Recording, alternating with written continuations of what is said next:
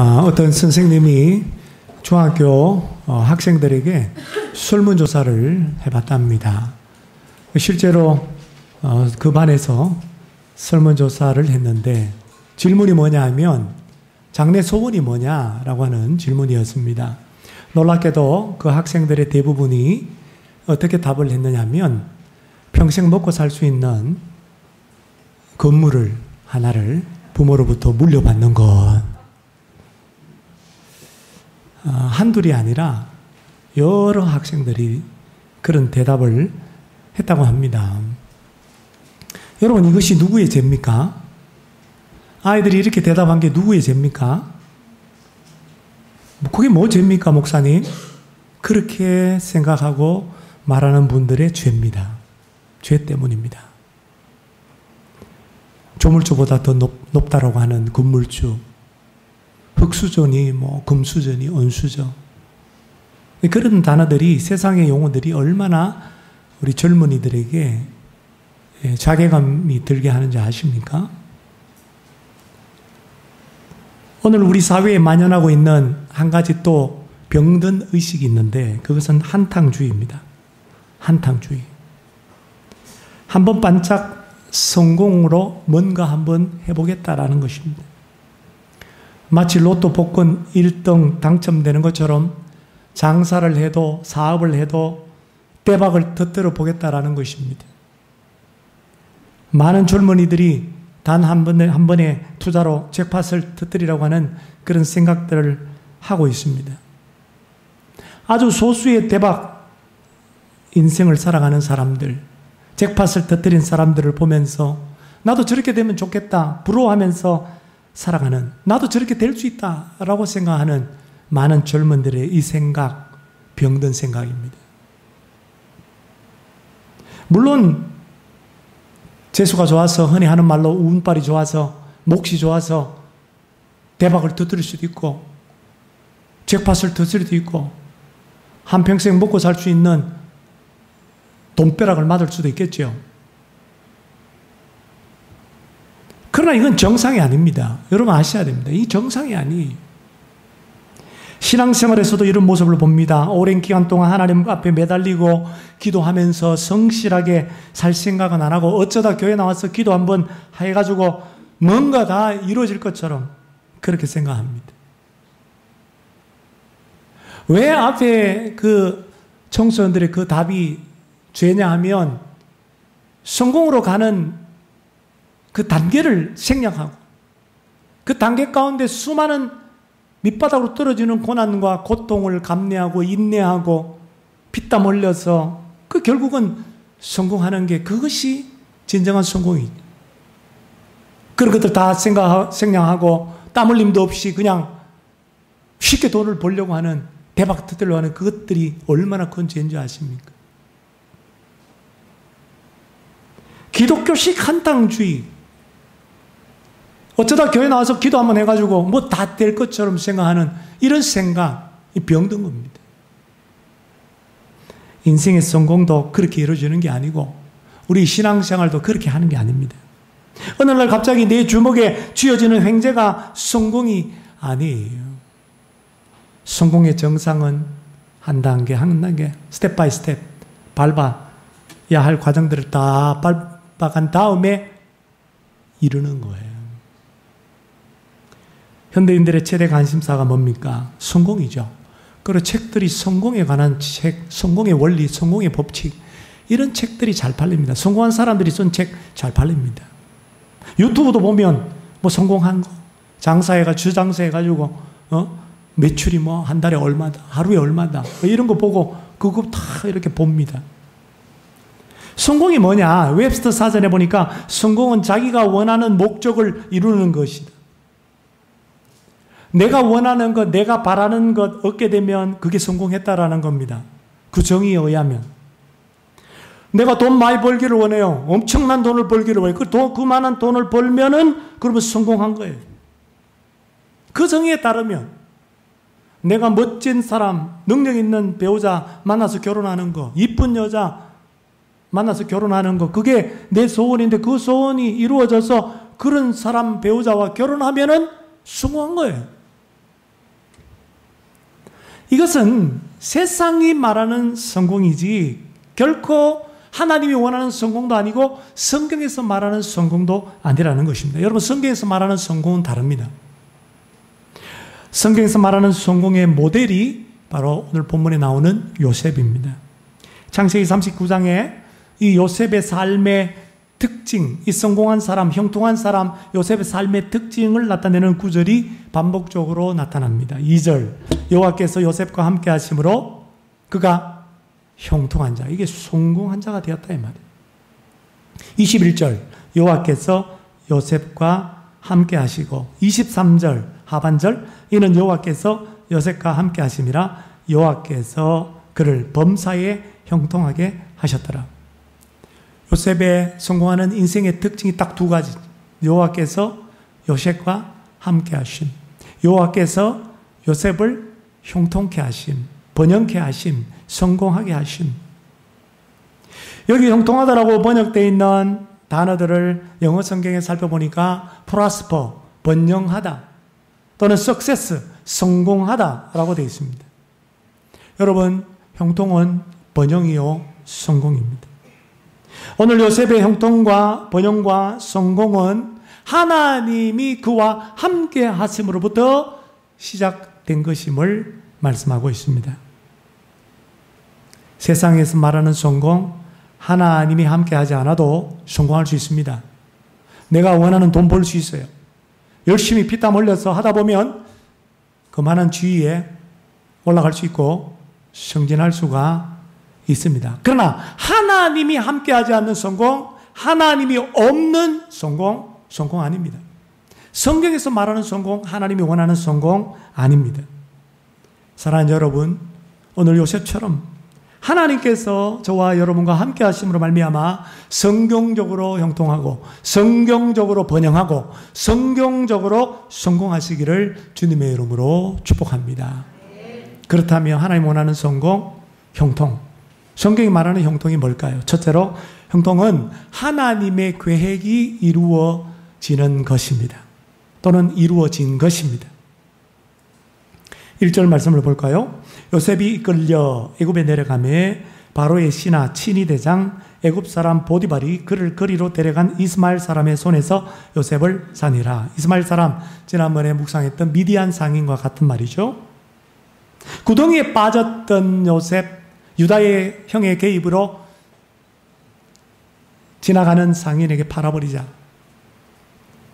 그래서 요셉이 이끌려 애굽에 내려가매라고 성경은 말합니다. 여기 이 단어에 주목하십시오. 요셉이 이끌려 애굽에 내려가매. 요셉이 이끌려 간 애굽은 정확하게 말하면 하나님이 원하신 곳입니다. 하나님이 요셉이 있기를 원했던 곳이었단 말이에요. 무슨 말이냐면 요셉이 애굽으로 종으로 팔려간 것은 하나님의 계획이, 목적이 있었다라는 것입니다. 그래서 유대교의 성경 주석서인 미드라시에 보면 이 1절 말씀에 대해서 이렇게 말합니다. 요셉이 애굽으로 이끌려 내려갔다고 읽지 말고, 그렇게 해석하지 말고, 요셉이 아버지 야곱과 형제들을 애굽으로 데려갔다고 읽어라. 그러므로 여러분, 요셉이 종으로 팔려서 이끌려서 어쩔 수 없이 애굽에 내려간 것은 그의 가족들, 아버지와 그의 형제들을 애굽으로 데려가려고 하는 하나님의 계획이었던 겁니다. 그래서 시편 105편 17절 역사 시편에 보면 그가 한 사람을 앞서 보내셨으며 요셉이 종으로 팔렸도다. 그가가 누구냐면 여호와가 요셉을 애굽으로 보내는 방법이 매우 독특합니다.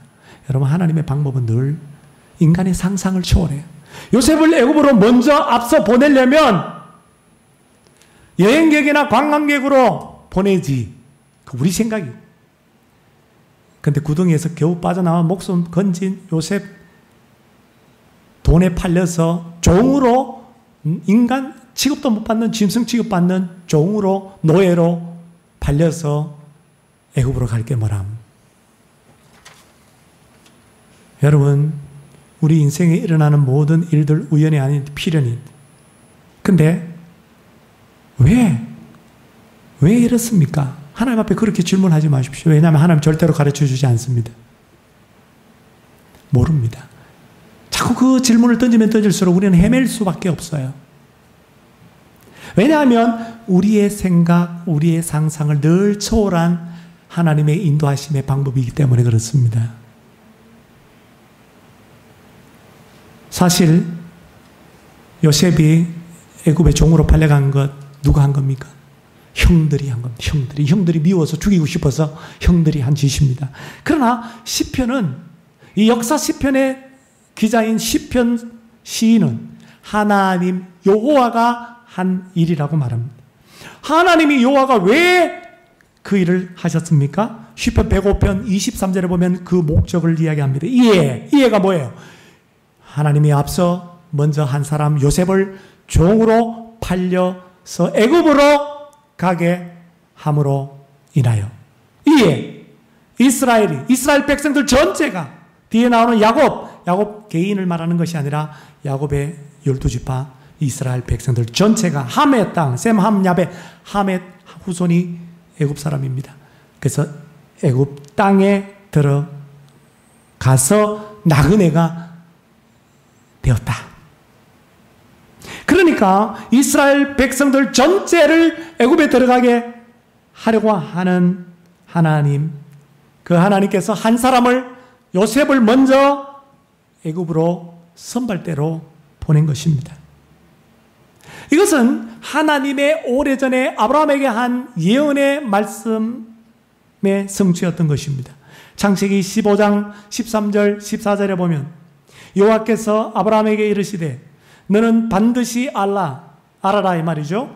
너의 자손이 이방에서 객이 되어 나그네가 되어 이방인들을 섬기겠고 이방인들은 400년 동안 너의 자손을 괴롭히리니, 이스라엘, 즉 아브라함의 자손이 섬기는 나라 애굽을 말합니다. 애굽을 내가 징벌할지며 그 후에 너의 자손 아브라함의 후손이 큰 재물을 이끌고 나오리라. 하나님의 원대한 계획, 하나님의 궁극적인 계획은 이스라엘 백성들의 출애굽, 이스라엘 백성들의 애굽에서 탈출시키는 구원이었습니다. 그러므로 하나님의 이 원대한 계획, 출애굽의 이 계획이 이루어지기 위한 하나의 과정이 아브라함의 자손들이 애굽으로 들어가는 거였습니다. 이렇게 보면 요셉이 먼저 종으로 노예로 팔려서 애굽으로 간 것도 이스라엘 백성들의 입애굽과 출애굽이라고 하는 하나님의 그 궁극적인 원대한 계획이 이루어지는 하나의 부분이요, 하나의 과정이었던 셈입니다. 그렇습니다, 여러분. 요셉이 겪은 종으로 팔려가고 구덩이에 빠지는 이 모든 고난, 형들에게 미움을 받고 배신을 겪고 아버지와 떨어지는 그 모든 고난은 하나님의 원대한 계획, 하나님의 궁극적인 계획이 이루어지기 위한 하나의 과정이었던 것입니다. 여러분, 이것이 바로 형통입니다. 이것이 바로 성공입니다. 고난을 통해서, 고난 중에라도 하나님의 궁극적인 계획, 하나님의 원대한 계획이 이루어지는 그 과정, 그리고 이루어진 그 결과, 그것이 형통, 그것이 성경에서 말하는 성공인 것입니다. 그래서 여러분, 오늘 1절 말씀에 요셉의 고난을 의미하는, 고통을 의미하는 요셉이 이끌려 애굽에 내려가 보디발 집에 종으로 팔렸다라고 하는 이 말씀에 이어서 바로 2절에 여호와께서 요셉과 함께 하심으로 그가 어떤 자가 되었다고요? 그가 형통한 자가 되어, 그가 성공한 자가 되어 라고 말씀하시는 것입니다. 뭘 성공했습니까? 세상적 가치관으로, 세상적 정의로 어떻게 이게 성공한 겁니까? 종으로 팔려갔는데. 사랑하는 여러분, 대천덕 신부님을 아시죠? 2002년도에 돌아가셨습니다. 천국으로 가셨습니다. 강원도 태백에 있는 예수원을 설립했던 초대 원장이었던 벤 토레이 3세, 이름은 벤 토레이 3세입니다. 1세, 2세, 3세, 4세가 다 한국과 인연이 있어요. 이제 그의 아들 대천령, 이름을 대천령이라고 짓고 그의 아들이 신학을 하고 미국의 아주 사업가로 성공하신 분인데 아버지 대를 이어서 대천령 목사님이 지금 예수원 원장으로 있습니다. 1세는 한국의 선교사를 파송한 무디 학장의 무디 신학교의 학장이었죠.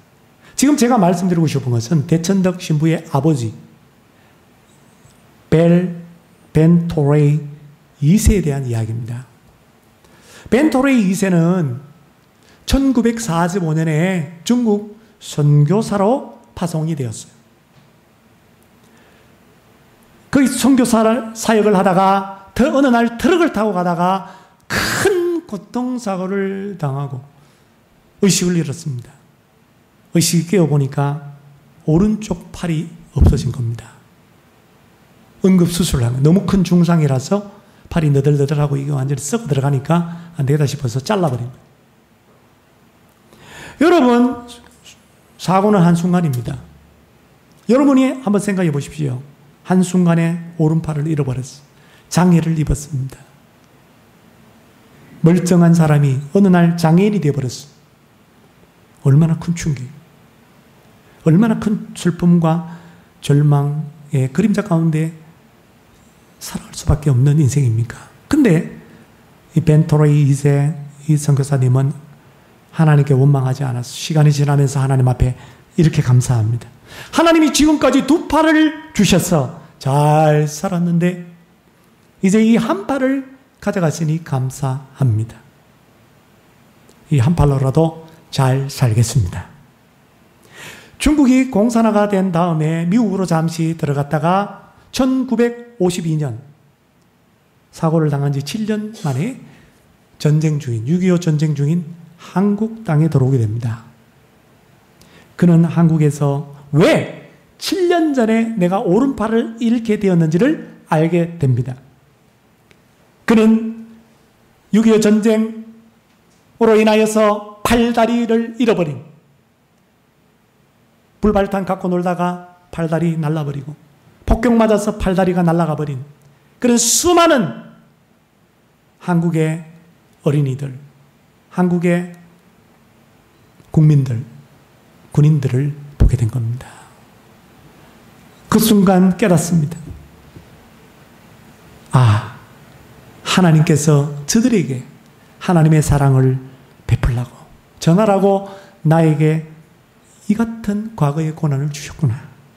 내게 한 팔이 없는 것은 바로 이 한국의 이 장애인들을 위한 사역을 위하여 하나님이 하신 것이구나.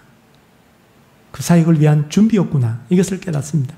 그래서 토레이 목사님이 의수와 의족을 만드는 기술을 배웠어.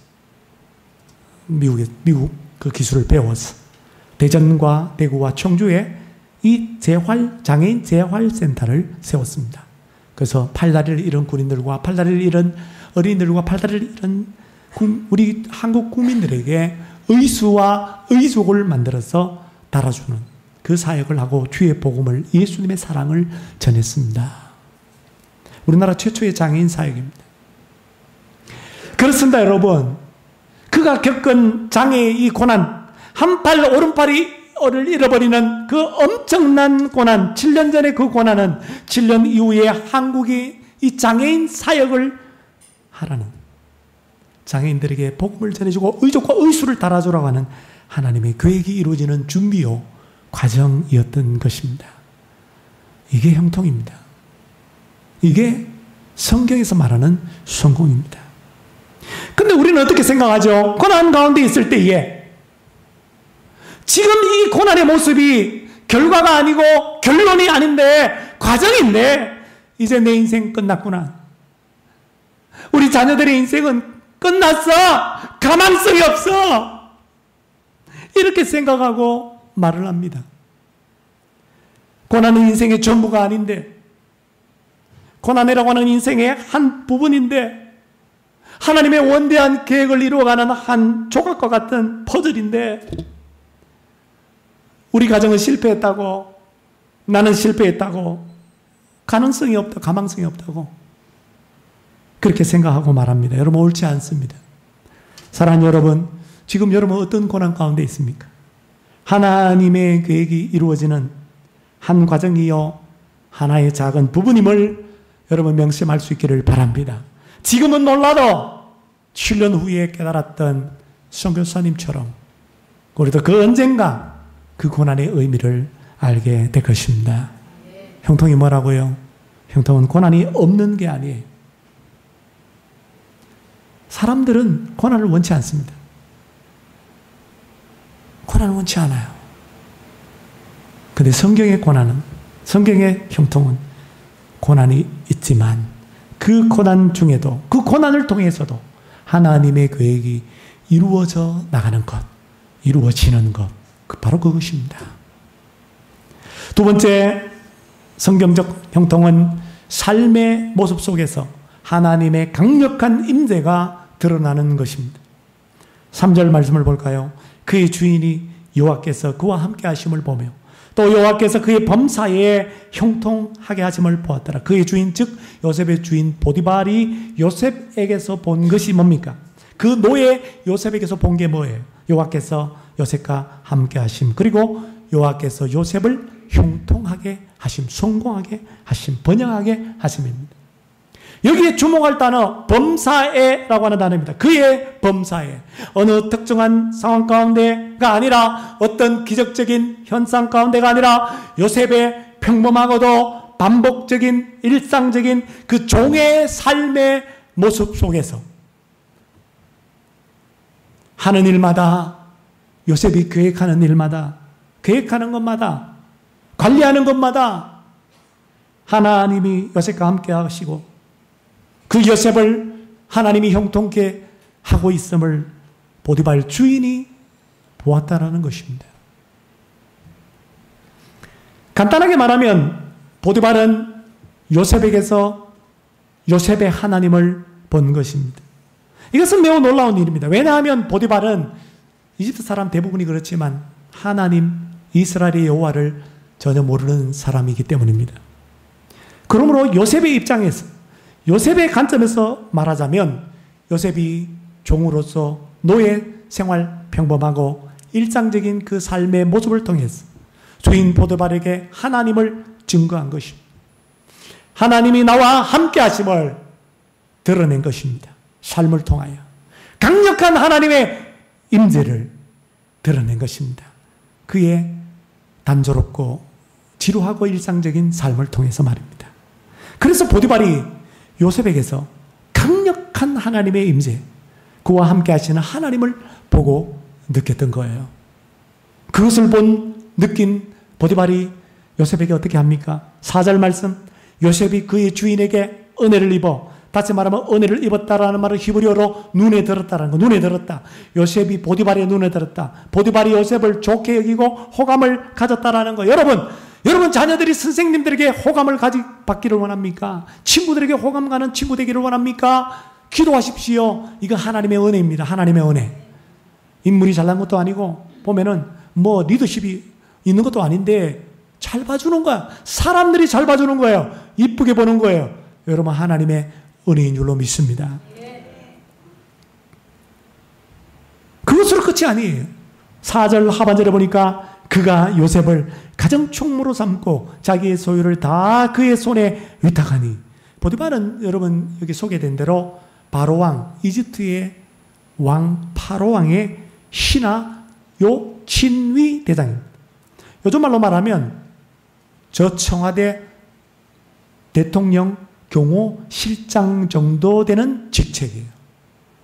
수많은 경호원들이 있지만 그 경호원들 전체를 지휘하는 우두머리가 바로 이 보디발이었습니다. 여러분, 이런 고위 직책을 가진 그가 전혀 모르는 사람, 그리고 전혀 말도 통하지 않는 이스라엘 사람 외국인, 그리고 일개 돈은 20에 팔려온 노예 종에 불과한 요셉을 자기 집안 살림을 다 맡겨버리는 그런 가정 총무로 삼았다라고 하는 것은 매우 놀라운 일입니다. 가정 총무에 해당되는 히브리어가 디도서, 신약성경 디도서 1장 5절에 나오는 장로를 일컫는 헬라어와 같은 단어입니다.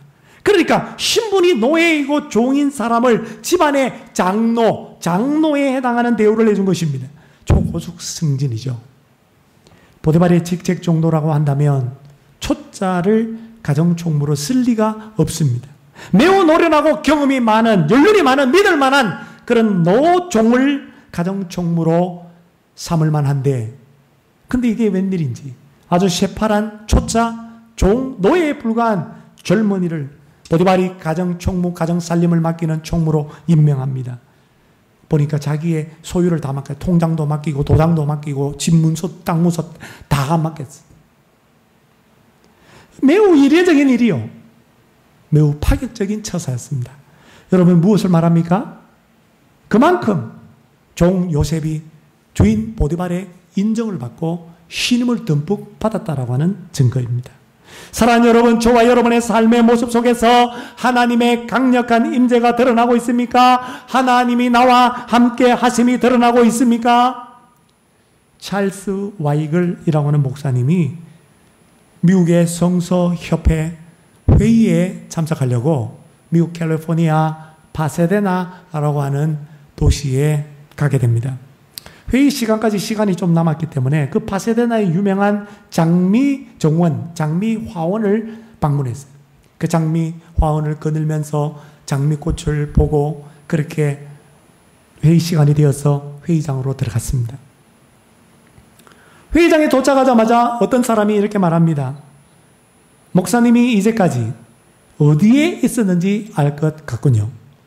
우리 동네 아름다운 정원 장미화원 갔다 오셨죠? 어떻게 그렇게 잘 아세요? 냄새가, 꽃냄새가 장난이 아닙니다. 그러자 이 목사님이 이렇게 그분에게 대답했다고 그래요. 아, 그래요? 나는 나에게 예수 그리스도의 향기가 늘 충만하도록 기도하고 있지요.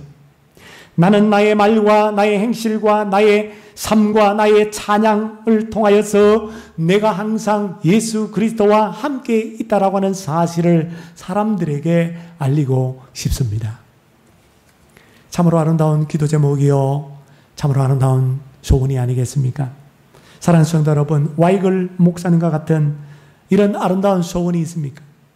저와 여러분에게 이런 아름다운 기도 제목이 있으십니까? 이 소원처럼, 이 기도 제목처럼 그렇게 다른 사람들에게 예수 그리스도의 향기를 드러내고 예수 그리스도가 나와 함께 하심을 드러내는 삶을 살고 계십니까? 일상적인 삶을 통해서, 평범한 나의 작은 삶을 통해서 직장의 동료들과 회사의 상사들과 친구들에게, 이웃들에게, 가족들에게 신임을 인정을 받고 있습니까? 요셉처럼 평범한 삶의 모습 속에서 보디발에게, 하나님을 모르는 보디발에게 하나님의 임재가 드러나는 저와 여러분들이 되시기를 바랍니다. 형통하시기를 바랍니다. 형통이 뭐라고요? 삶의 모습 속에서 하나님의 임재가 드러나는 것입니다. 마지막 세 번째로 형통은 남에게 복이 되는 것, 다른 사람에게 복이 되는 것입니다. 5절 말씀을 볼까요? 그가 요셉에게 자기의 집과 그의 모든 소유물을 주관하게 한 때부터 여호와께서 요셉을 위하여 그 애굽 사람의 집에 복을 내리심으로 여호와의 복이 그의 집과 밭에 있는 모든 소유에 미친지라. 사람 하나 잘 쓰니까 이런 놀라운 복이 보디발 집안 전체에 미치게 되더라는 거예요. 사람 잘 뽑아야 되는 거죠, 보면. 그죠? 보디발이 안목이 있는 사람입니다.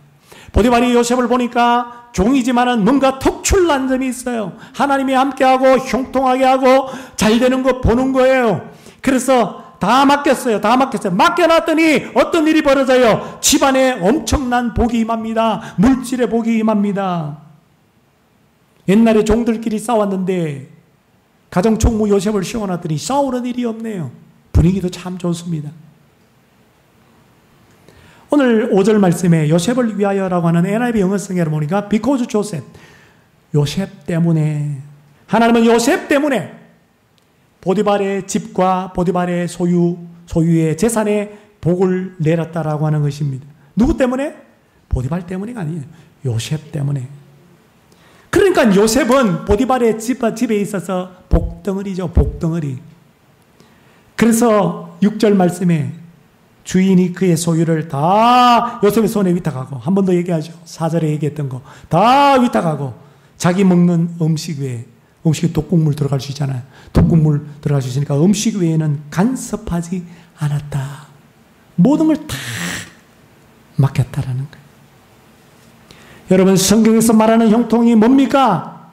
나만 잘 먹고 나만 잘 사는 게 아니, 나만 복 받고 우리 가족만 복 받는 게 아니, 다른 사람에게 복이 되는 것, 복덩어리가 되는 것, 회사의 복덩어리가 되는 거예요.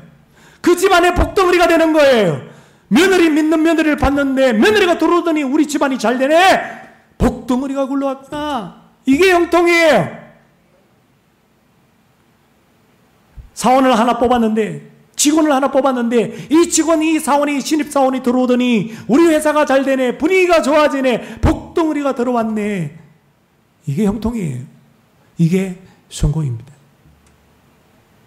나만 복 받는 것이 아니라 다른 사람, 그리고 내가 속한 공동체까지 복이 되는 것, 복의 통로가 되는 것, 복의 전달자가 되는 것입니다. 이 형통은 요셉의 증조부 아브라함, 요셉의 할아버지 이삭, 요셉의 아버지 야곱에게 일찍이 똑같이 하셨던 하나님의 약속의 말씀과도 일치되는 것입니다. 한번 볼까요? 창세기 12장 3절. 그 앞에는 이게 나오죠. 아브라함을 부르고 하나님께서 아브라함에게 내가 너에게 복을 주어. 자, 갈대아 우르 땅을 떠나라. 내가 너에게 복을 주어. 그 다음 뭐예요? 땅의 모든 족속이 너로 말미암아 복을 얻을 것이라. 창세기 26장 4절. 할아버지 이삭에게 하나님이 약속하신 말씀. 너의 자손으로 말미암아 천하 만민이 복을 받으리라. 아버지 야곱에게 하신 약속의 말씀. 창세기 28장 14절. 땅의 모든 족속이 너와 너의 자손으로 말미암아 복을 받으리라. 그러니까 하나님의 택한 사람, 하나님의 택한 약속의 자녀, 약속과 약속의 복을 받은 자녀는 먼저 하나님의 복을 받게 되고, 그 다음에 그 복을 다른 사람에게, 더 나아가서 이웃과 부천 시민에게, 그리고 대한민국 국민에게, 세계 열방의 모든 민족에게 전해야 하는 것입니다. 그러므로 약속의 자녀, 오늘 우리 신자의 형통은, 성공은, 번영은 사명입니다. 사명. 그런데 세상은 나만 잘 되기를 원하죠. 어쩌면 다른 사람이 잘 못 되기를 바랍니다. 왜냐하면 내가 잘 되려면 다른 사람이 못 돼야 돼. 내가 합격하려면 저 사람이 떨어져야 돼. 내가 승진하려면 저 사람이 승진하면 안 돼. 그러니까 이런 이기주의적인, 이런 성공적 개념을 가지고 추구하며 살아가는 것이죠. 이게 세상이에요. 부모는 자녀에게 하도 공부를 안 하니까 공부해서 남주나 그렇게 말합니다. 여러분 믿는 부모님 가운데 혹시 자녀들에게 공부해서 남주나? 네 잘되라고 하는 거야. 이런 말을 했다면 오늘부로 회개하십시오. 성경적이지 못합니다. 성경에서 말하는 형통이 아닙니다. 공부해서 남줘라. 김동호 목사님 그랬나요? 공부해서 남줘라.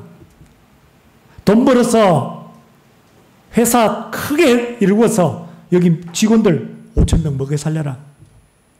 네가 공부해서 성공한 자리에, 세상에 부러워할 만한 그 자리에 올라갔을 때에 주위에 있는 많은 사람들에게 주의 복음을 전해라. 그 사람들의 본이 되어라. 삶의 본이 되고 믿는 자의 본이 되어라. 이렇게 말해야지. 공부해서 남조라고 말해야지. 남조라고. 오늘 우리의 사명이 뭡니까? 이 세상에서 형통의 사명을 감당하는 것인데, 그 사명이 뭐예요? 불신자들에게 예수의 복을, 구원의 복을 전파하는 것입니다. 그들에게 복의 통로, 복의 전달자가 되는 것입니다. 그래서 일본의 유명한 크리스찬인 우치무라 간조는 이렇게 말했어요. 그리스도를 알게 하는 것, 전도하는 것, 진정으로 복된 일이다. 다음 주일 예수사랑 큰잔치 50일을 남겨두는 주일, 50일 선포주일로 지킵니다. 다음 주일 오늘부터 50일 동안은, 아니 지금부터라도 오늘 주보에 있는 표처럼 한 영혼을 가슴에 품고 엎드려서 그 한 영혼을 위하여 기도하고 일어나서 그 한 영혼에게 주의 복음을 전파하십시다. 그래서 불신자들에게 복이 되는, 정말 복덩어리가 되는, 복의 통로가 되는 형통의 사명을 감당할 수 있기를 바랍니다.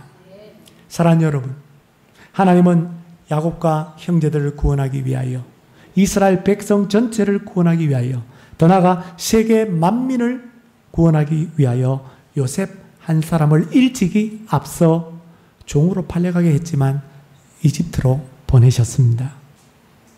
마찬가지로 하나님은 우리 주위에 있는 불신 가족들을 구원하기 위하여, 불신 직장 동료를 구원하기 위하여, 불신 친구들과 이웃들을 구원하기 위하여, 더 나아가 부천 시민 믿지 않는 자들을 구원하기 위하여, 대한민국 국민 믿지 않는 자들을 구원하기 위하여, 세계 모든 만민들을 구원하기 위하여 저와 여러분을, 한 사람을 앞서 예수 믿는 자로 이 세상에 보내셨습니다. 보냄받은 자, 사도, 선교사, 우리 모두가 다 선교사인 줄로 믿습니다. 그러므로 저와 여러분이 요셉과 같은 이 한 사람, 주위의 불신자들을 하나님께로 인도하는 한 사람이 되시지 않겠습니까? 이런 사람이 되는 것, 그것이 바로 오늘 성경이 형통이라고 말합니다. 사랑하는 여러분, 성경적으로 형통합시다. 성경적으로 성공합시다. 성경적으로 번영합시다. 사도 바울을 통해서 하나님의 말씀, 주시는 하나님의 말씀을 기억합시다. 고린도전서 10장 33절입니다. 나와 같이 모든 일에 모든 사람을 기쁘게 하여 자신의 유익을 구하지 아니하고 많은 사람에게 유익을 구하여 그들로 구원을 얻게 하라. 찬양하겠습니다. 하나님께서 당신을 통해